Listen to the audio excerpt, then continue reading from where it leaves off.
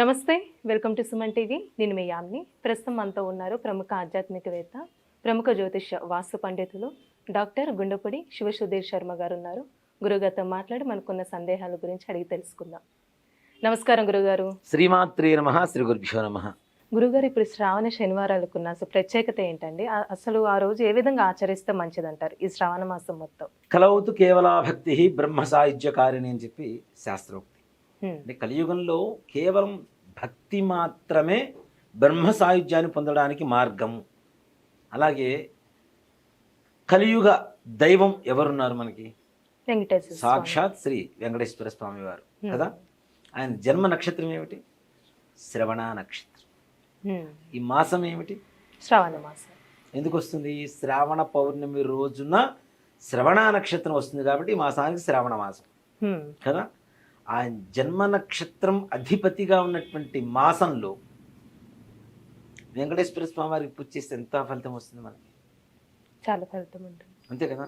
అక్కడ మానసికమైనటువంటి, ముఖ్యంగా శ్రావణ మాసంలో ఏమీ లేని వాళ్ళు కూడా ఆనందంగానే ఉంటారు.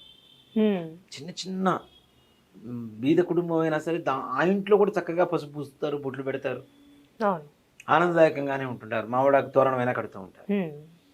శ్రావణ మాసం అంతా కూడాను మనకు ఉండేటువంటి చింతలు మొత్తం పోగొట్టి శ్రావణ మాసం వరలక్ష్మి అమ్మవారి అనుగ్రహాన్ని, వెంకటేశ్వర స్వామి వారి అనుగ్రహాన్ని, ఈశ్వర అనుగ్రహాన్ని, మంగళగౌరి అనుగ్రహాన్ని, అలాగే మానసికమైనటువంటి అప్రశాంతతను పోగొట్టేటువంటి చంద్రగ్రహ అనుకూలతని అన్నిటినీ కూడా మనకి వరాల జల్లు కురిపించేటువంటి మాసమే శ్రావణ మాసం. ఈ శ్రావణ మాసంలో పౌర్ణమి రోజున శ్రవణ నక్షత్రం వస్తుంది కాబట్టి చంద్రుడు అధిపతిగా, శ్రవణ నక్షత్రం అధిపతిగా ఉన్నటువంటి మాసం శ్రావణ మాసం కాబట్టి వెంకటేశ్వర స్వామి వారి జన్మ నక్షత్రం కూడా శ్రవణ నక్షత్రం కాబట్టి ఈ శ్రవణ మాసంలో వచ్చేటువంటి శనివారాలు అత్యంత పరమ పవిత్రమైనటువంటివి. అలాగే ఒక ప్రత్యేకతని సంతరించుకున్నటువంటి రోజు. మరి శ్రావణ శనివారాల్లో ఎలా పూజ చేయాలి, ఎందుకు చేయాలి అంటే, ఎవరికైతే నవగ్రహాలలో చంద్రగ్రహ ప్రతికూలత, శనీశ్వరుడి గ్రహం అంటే శనీశ్వర గ్రహం అని పిలుస్తాం కదా, శనిగ్రహం అంటూ ఉంటారు. ఇప్పుడు అతి తక్కువగా హీనంగా చూసేటువంటి వాళ్ళు ఎవరున్నారు అంటే శనీశ్వరుడే. ప్రతి ఒక్కరు చూడండి శనిగాడు అంటాడు. శనిగాడు. ఇప్పుడు రవి గ్రహం, చంద్రగ్రహం, కుజగ్రహం, వీటిలన్నింటినీ కూడా గ్రహాన్ని పిలుస్తారు.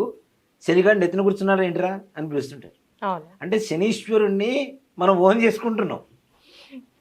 మనం ఇంట్లోకి ఆయన ఆహ్వానం చేసుకున్నాం, ఆవాహనం చేసేసుకున్నాం మనం.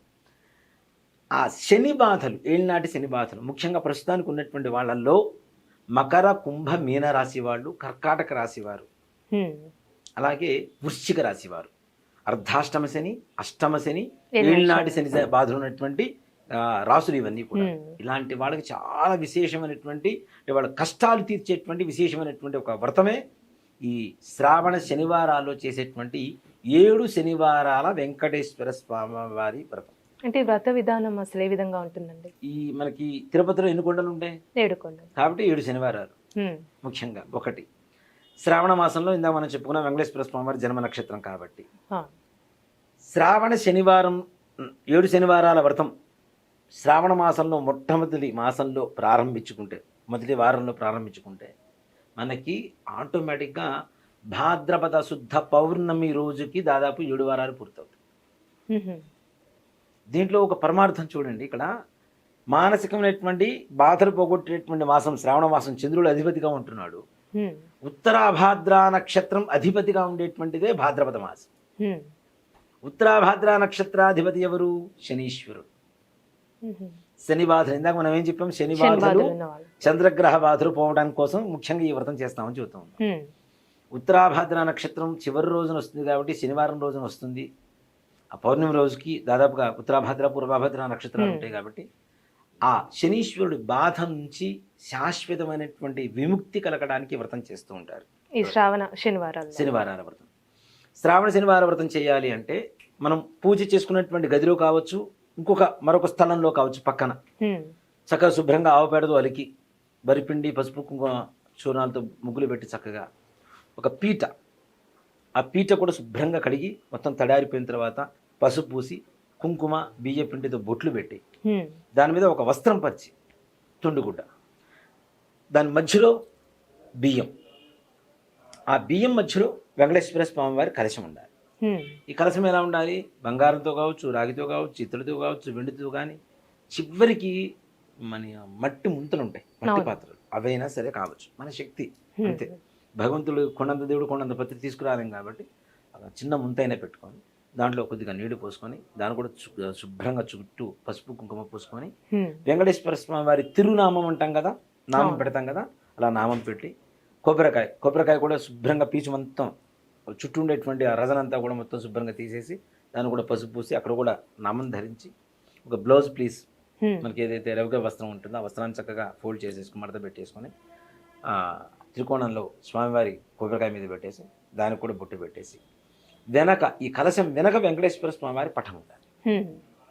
ఆ పటాన్ని కూడా చక్కగా బొట్లు పెట్టుకోవడం. వీటితో పాటుగా మనకి వెంకటేశ్వర స్వామి వారి అనుగ్రహం అనేది చాలా తొందరగా కలుగుతూ ఉంటుంది. ఇప్పుడు మనం ఎక్కడైనా రోడ్డు మీద వెళ్ళేటప్పుడు చూడండి, శంఖ చక్ర నామాలు అలా వేసి ఉంటాయి, పసుపుతోనో దాంతో రాసి ఉంటారు. చూడగానే దండం పెడతామా లేదా? పెడతాం. కాబట్టి మన మనస్సు సంపూర్ణంగా వెంకటేశ్వర స్వామి వారి మీదనే నిమగ్నం చేస్తూ లగ్నం చేస్తూ ఆయన అక్కడ వచ్చి ఉన్నాడు అని చెప్పడానికి ఆ గోడ మీద కూడా చక్కగా శంఖ చక్ర నామాలు పసుపు కుంకుమ కలిపేసి చక్కగా బొట్టు పెట్టేసుకోవచ్చు. అంటే ఈ విధంగా మనం 7 వారాలు ఒకసారి పెట్టిన విధంగా దాన్ని కదిలించకూడదు. 7 శనివారాలు అదే విధంగా ఆ పీఠం అక్కడే ఉండాలి, దాన్ని కదిలించకూడదు. దాంతోపాటు అఖండం వెలిగించాలి. అఖండ దీపారాధన అంటాం కదా, ఎప్పుడు ఈ 24 గంటలు 7 శనివారాలు వెలుగుతూనే ఉండాలి. దాన్ని కూడా మట్టి ముక్కులు తెచ్చుకోవడం, చక్కగా శుభ్రంగా కడుక్కోవడం, చుట్టూ పసుపు పూసేసి గంధం పూసి బొట్లు పెట్టుకోవడం, 2 ముక్కులు ఒకదాని మీద ఒకటి పెట్టేసుకోవడం. ఒక విస్తరాకు తెచ్చుకొని విస్తరాకులో వడ్లు పోసి వడ్ల మధ్యలో ఈ మట్టి ముక్కులు పెట్టి నువ్వుల నూనె కావచ్చు, ఆవు నెయ్యి కావచ్చు, మన శక్తి కొలది. ఇంకా 7 వారాలు దీక్షలానే ఉండాలి తప్పనిసరిగా. ఈ 7 శనివారాలు ఈ అఖండం పెరుగుతూనే ఉండాలి. అందుకని అఖండం ఒత్తులు 2-3 ముందుగానే వేసుకుని నూనె వేసుకుని తడుపు పెట్టుకుంటే ఒకటి కొండెక్కే సమయానికి ఇంకోటి చక్కగా వెలిగించుకోవచ్చు మనం. అలా అఖండం దీపారాధన చేసుకోవాలి.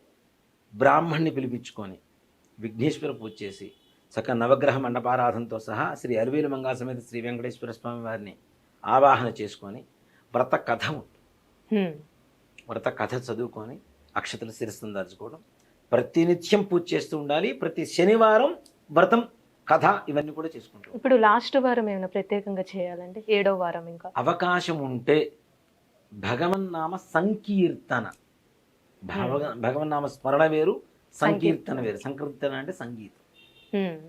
చక్కగా ఏదైనా నామస్మరణ కావచ్చు, ఏదైనా భజన కావచ్చు, సంకీర్తన కావచ్చు. ఈ వ్రతమంతా కూడా పూర్తి చేసుకున్న తర్వాత ఒక 7 బ్రాహ్మణులకు కానీ ఏదో మీకు అవకాశం ఉండేటువంటి ఒక 7 పిలిపించి చక్కగా వాళ్ళకి ముందుగా వాళ్ళు తలస్నానం చేయడానికి ముందు రోజే వాళ్ళ ఇంట్లో మనం కొన్ని వస్తువులు ఇచ్చేసి రావాలి. కుంకుడుకాయలు పెట్టుకోవడానికి, బ్రాహ్మణికి నూనె ఇవన్నీ కూడా ఇచ్చేసి రావాలి. బొట్టు కట్టుకోవడానికి వస్త్రం కూడా ఇచ్చేసి వస్తే వాళ్ళు మొత్తం కట్టుకొని స్నానం చేసి కట్టుకొని వస్తారు. వచ్చిన తర్వాత చక్కగా వారికి పాద పూజ చేసి వారికి భోజనం పెట్టడం. భోజనం పెట్టే అవకాశం లేదంటే స్వయం పాకం ఇవ్వడం. 7 సప్త మహర్షుల అనుగ్రహం తప్పనిసరి కలుగుతుంది. 7 అంటే సప్త మహర్షులు కదా, ఈ సప్త మహర్షుల అనుగ్రహం తప్పనిసరి కలుగుతుంది. ఋషి వాక్కు అంటాం మనం. ఋషి వాక్కు అంటే పొరపాటును కూడా పొల్లుపోదు, వాళ్ళు ఇచ్చితే జరగాల్సింది కదా. వాళ్ళు మనస్ఫూర్తిగా ఏదైతే మిమ్మల్ని ఆశీర్వదిస్తున్నారో ఆ ఆశీర్వచనాలు ఖచ్చితంగా నిజమవుతాయి ఈ 7 శనివారాల వ్రతం చేయడం ద్వారా. శ్రావణ మాసంలో శనివారం వెంకటేశ్వర స్వామి వారికి చాలా చాలా పవిత్రమైనటువంటి రోజు.